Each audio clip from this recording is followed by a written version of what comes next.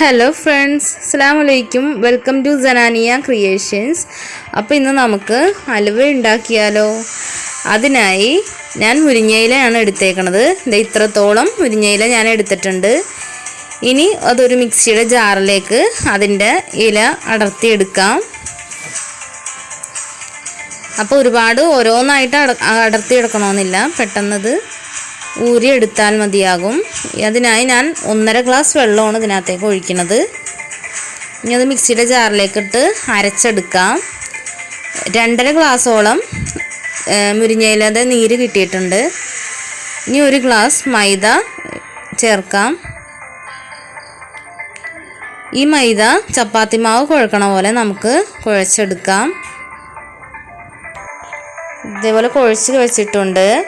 ഇനി നമുക്ക് ആ ജ്യൂസ് അതിനകത്തേക്ക് ചേർക്കാം. ഞാൻ 2 ഗ്ലാസ് മുരിങ്ങയില ജ്യൂസാണ് ചേർത്തേക്കണത്. 2 ഗ്ലാസ് വെള്ളവും ചേർത്തിട്ടുണ്ട്. അങ്ങനെ 4 ഗ്ലാസ് വെള്ളമാണ് ഞാൻ ഇതിനകത്തേക്ക് ചേർക്കുന്നത്. ഇനി 1 ഗ്ലാസും കൂടി എക്സ്ട്രാ ചേർത്ത് കൊടുക്കണം. അത് പിന്നീട് ചേർത്താലും മതി. ഇപ്പോൾ 2 മണിക്കൂർ കഴിഞ്ഞിട്ടുണ്ട്. നമുക്കിതൊന്ന് കൈവച്ചൊന്ന് തിരുമ്മിയെടുക്കാം. മൈദയുടെ വേസ്റ്റൊക്കെ പോകാനാണ് ഇതിങ്ങനെ ചെയ്യണത്.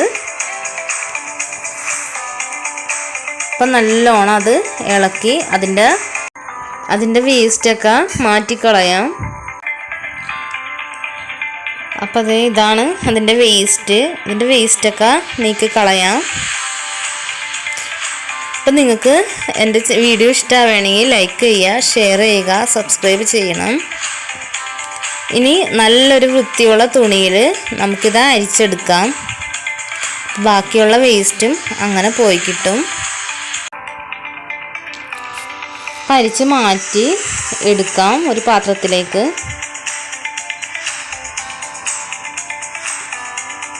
ഒരു കയ്യിൽ ഉപയോഗിച്ച് അപ്പം ഇതാണ് ഇതിൻ്റെ വേസ്റ്റ്. ഇതാണ് ഒരു പാനിലേക്ക് 1 ടേബിൾ സ്പൂൺ നെയ്യ് ചേർക്കാം.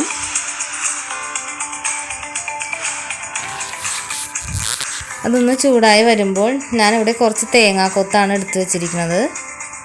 ചെറുതായി അരിഞ്ഞിട്ട് നല്ലോണം ഫ്രൈ ചെയ്തെടുക്കാം.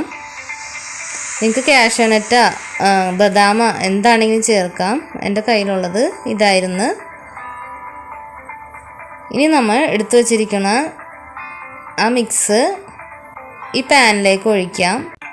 ആ വറുത്ത് കോരിയ നെയ്യ് മാറ്റിയിട്ട് വേണം ഇതൊഴിക്കാൻ.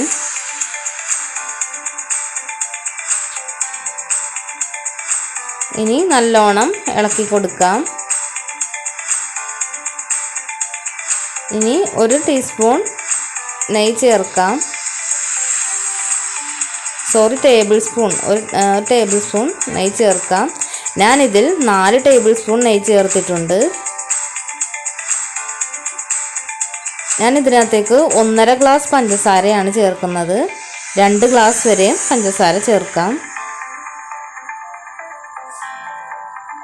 നല്ല മധുരം വേണ്ടവർക്ക് 2 ഗ്ലാസ് വരെ ചേർക്കാം. ഇനി നല്ലോണം ഇളക്കിക്കൊണ്ടേയിരിക്കുക. 4 ടേബിൾ സ്പൂൺ നെയ്യും 1/2 കപ്പോളം വെളിച്ചെണ്ണയാണ് ഞാനിതിനകത്തേക്ക് ചേർത്തേക്കുന്നത്. നമ്മൾ വറുത്ത് കോരി വെച്ചിരിക്കുന്ന തേങ്ങാക്കൊത്തിൽ നിന്നും കുറച്ച് ഇതിനകത്തേക്ക് ചേർക്കാം.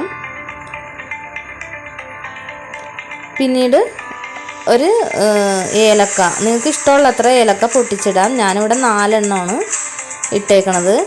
8 ഏലക്കയെങ്കിലും പൊട്ടിച്ചിടാം. അപ്പം ആ ഇലയുടെ ആ ടേസ്റ്റ് മുന്തി നിൽക്കില്ല.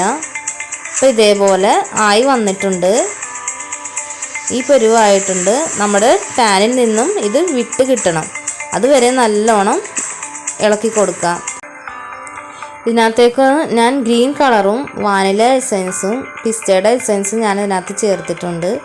ഇനി ഒരു ടിന്നിൽ എണ്ണ തടകിയിട്ട് ഈ തേങ്ങാക്കൊത്തിട്ട് കൊടുക്കാം. അപ്പം നമ്മുടെ അലുവക്ക് വേണ്ടിയിട്ട് ഒഴിക്കണ ബാറ്റർ ഒഴിക്കുമ്പോൾ അത് ഈ പരുവായിട്ടിരിക്കണം. എന്നാലാണ് അത് നല്ലോണം സെറ്റായി കിട്ടുള്ളൂ. ഇതേപോലെ ഇരിക്കണം. ഇനി നമുക്ക് കുറച്ച് നേരം ഇത് തണുക്കാൻ വെക്കാം. ഞാൻ ഫ്രിഡ്ജിലൊന്നും വെച്ചില്ല. ഇതൊരു 3 മണിക്കൂർ പുറത്ത് വെച്ചപ്പോൾ നല്ലോണം സെറ്റായി കിട്ടിയിട്ടുണ്ട്. ഇനി നമുക്കൊരു പാത്രത്തിലേക്ക് മാറ്റാം. ഇപ്പോൾ ഇത് അടിപൊളിയായി കിട്ടിയിട്ടുണ്ട് നമ്മുടെ ഹലുവ. ഇതെല്ലാവരും ട്രൈ ചെയ്ത് നോക്കണം.